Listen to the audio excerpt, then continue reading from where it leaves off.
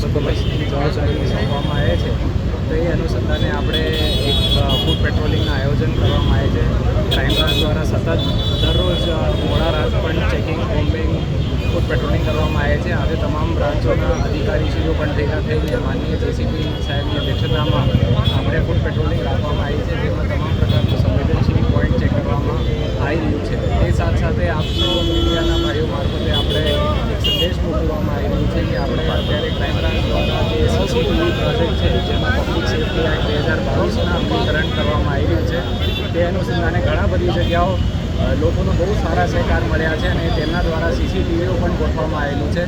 એ જ પ્રમાણે આપણે જે આગામી રથયાત્રા છે તેમાં ખૂબ જ સારી રીતે જુદી જુદી ટેકનોલોજીનો વપરાશ કરીને આપણે અપેક્ષા છે કે શાંતિથી અને સારી રીતે રથયાત્રાનો બંદોબસ્ત કરવામાં આવશે અને શાંતિથી આપણે રથયાત્રા પસાર કરીશું.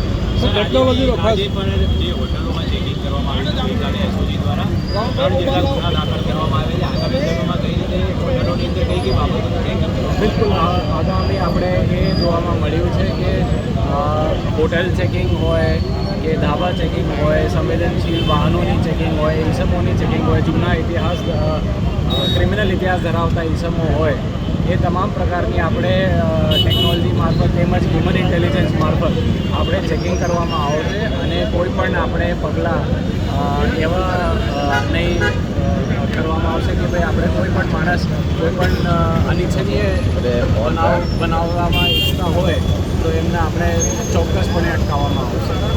ઓકે.